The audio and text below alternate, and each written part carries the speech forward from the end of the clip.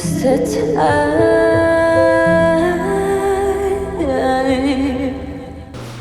What's up, beauties? It's your girl Special Nicole, and we are back with another video. Or should I address you as what's up, bride to be? Because I'm sure you probably clicked on this video because you are engaged and in the wedding planning process.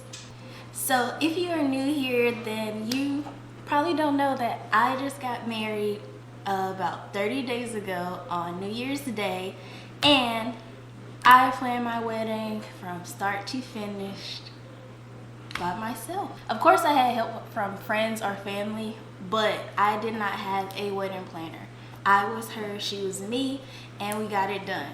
So this video is all about how I stay organized throughout my wedding planning process, everything that I did, and I did a poll or ask questions on my Instagram story to see if anyone had any questions they wanted me to answer, so that will also be included in this video. I'm going to be doing a wedding planning series for my DIY brides. This is just video number 1 of probably a few more to come. So if you are trying to plan your wedding, you're a DIY bride, or you just got engaged and you don't know where to start, go ahead and click that subscribe button, turn on the bell notification so you can know when I have another wedding planning video coming out for you. So let's jump into this one. So like I said, we are jumping right into it. First, we're going to start with where did I start? Mitch, my husband, proposed to me on February 27th of last year. So that was less than a year ago, almost exactly a year. That next month, I jumped headfirst into wedding planning and figuring out what to do. So our first steps were talking about when we would want to do the wedding, how big we would want it. And in those conversations, it kind of came up like, okay, well, I can probably do this myself, because we didn't want a super large wedding. We didn't have super extravagant decor plans. It all seemed like a lot of stuff that I could handle on my own or with help from my mom and friends, which is what I did. So after having that conversation, then we knew it was time to jumpstart the actual planning process. So when planning, the first step I did was create a wedding email account. This is imperative that you do this because it will help you stay organized and separate everything else you have going on from bills and whatever other emails you get. You have a separate email account that is specifically for everything wedding related. It's like that is the only way that I communicated with anyone when it was referencing the wedding, so I can quickly go and access everything that I needed right there in that email account. So first step, create a wedding specific email account. I'm going to jump into some of the questions that were submitted for this Q&A segment. So someone asked about savings. They specifically just said savings, so I think they want me to discuss what we did as far as saving for the wedding. So prior to the proposal, Mitch had already moved in with his parents, and when my lease ended a couple months after the proposal, I moved in with my best friend and I stayed with her. So we both were living with other people. We did not have our own places, and that's kind of how we saved to be able to pay for everything that we did for the wedding. All right, so now that we know the budget, me and Mitch are on the same page and we start communicating, I began searching for venues. So I began basically a regular Google search, and then as I found different venues that I thought would be good fits for us, then I would use that email that I created to inquire about pricing and what was included and all of that stuff. And then I would have them all in a Google Doc with the links to their website so that me and Mitch can review them together. After doing that, reaching out, emailing, talking to different venues, we found a venue, we secured a date. You don't have a wedding date until you have a venue. Once you got the venue figured out, this is where the fun stuff comes in. Talking about or looking up inspiration pics for your big day. You need those, especially if you're DIYing, or even if you aren't. You need to have some kind of idea of what you would like your wedding to look like. So baby, you need to dive into Pinterest, which I'm pretty sure you already went there. That probably was the first thing you did when you got engaged. You probably had a Pinterest board created for your wedding before you even got engaged. It can be overwhelming, but what you can do to prevent yourself from being overwhelmed by the plethora of things on Pinterest is something that I did. I organized my ideas into separate boards. And so for instance, if I was searching for owl decor inspiration, I would have a Pinterest board specifically for owl decor. So example boards that I created a board, like I said, for wedding decor. I created a board for bouquets. I created a board for the groomsmen. I created a board for me. I created a board for the wedding dress. I created a board for the wedding cake. I can get those pictures and then save them to my device and use them in other places to kind of make a mood board. That's what you want to do.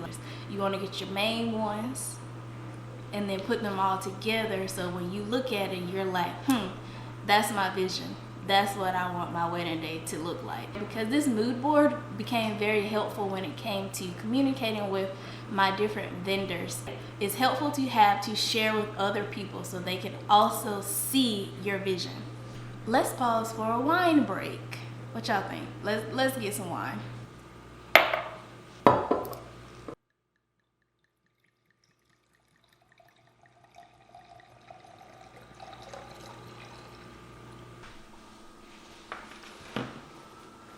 Okay, y'all grabbed your wine.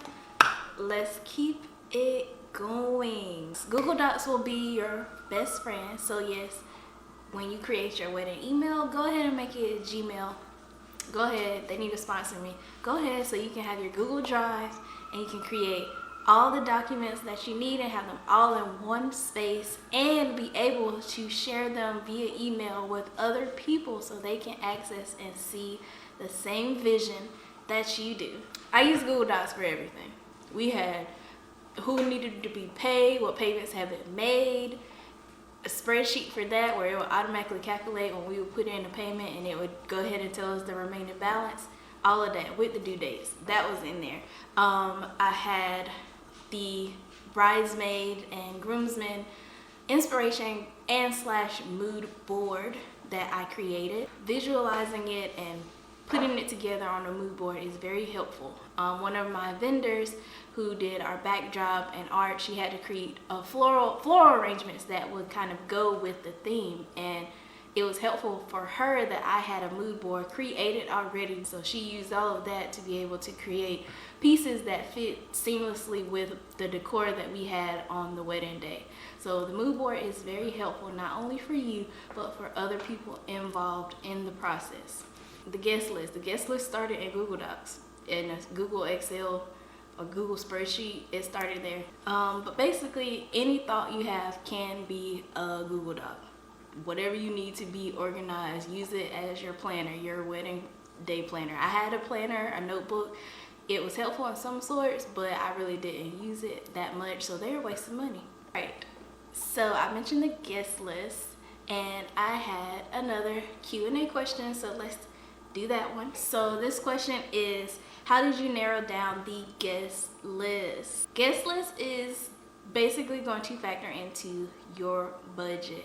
How many people can you afford to feed? Or I wouldn't even say afford. How many do you want to pay for to eat? Like, you're paying per head for people to eat, drink, and be merry. So that was the first thing. Once we found the venue and the way our venue was set up and how we would like the day to go, it limited us to a certain amount of people that we could have for the space. You know, family, you start there, who you've talked to or communicated.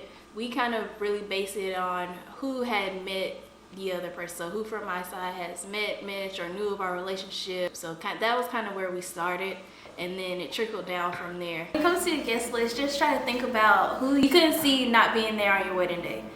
Think about those people, make sure they are definite, and then kind of filter in everyone else and kind of base it off of who you talk to, who you haven't talked to. If you haven't talked to a friend in 2 or 3 years, they probably don't need a wedding invite. And me, I'm just being honest, if it's been your cousin and you ain't talked to them in 2 or 3 years either, you know, they might can go without, but that's just me. Because essentially the people that are there on your wedding day are people who are going to support your union and hold you both accountable if it gets rocky.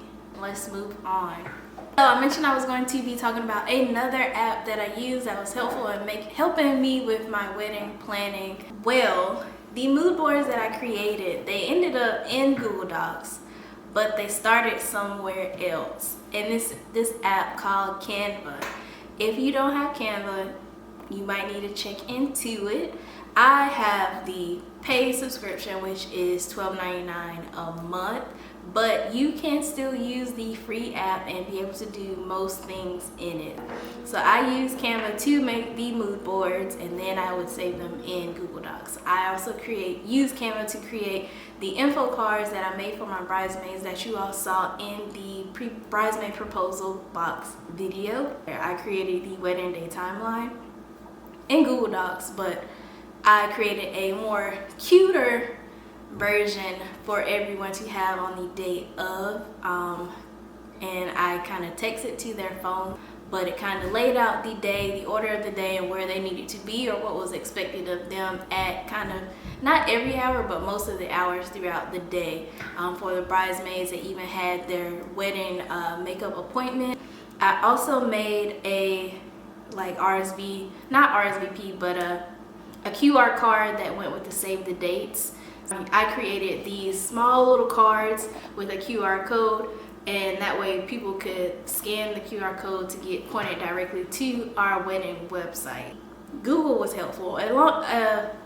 With the wedding planner, I was able to Google, kind of figure out, at this point I need to be wedding dress shopping. At this point, the bridesmaids need to have placed the order for their dress because they take 2 to 3 months to come back. So you want to do some research and try to figure out what your timeline needs to be in order for you to be able to get everything done from point A, which is proposal or wedding date secure time, to the actual wedding date. So if you're not someone that's typically organized and able to do that, having an actual physical human wedding planner may be beneficial for you to help you stay on task. If you are someone who is very organized and you're able to complete tasks, you're task oriented and all those types of things, then you probably can plan your entire wedding.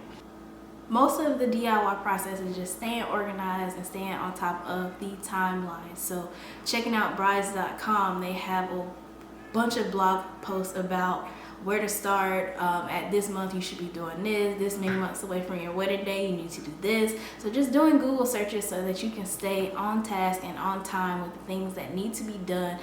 So yeah, that is everything from how I stay organized in this wedding planning process. I did all of this in probably 10 months, so it was a short timeline to do a whole lot, and this is just the organization points. If y'all, well, I plan on going more specific into actual tasks that were done and how I did them. This is just an overview of the things that were done and the apps that were used to do them. So if you have questions on specific things, how to start your wedding planning process, please comment down below, check my blog, put in a request in the comment section for the next topic. I plan on doing a series, so I have more videos coming. This is just the first one to open the door for conversation.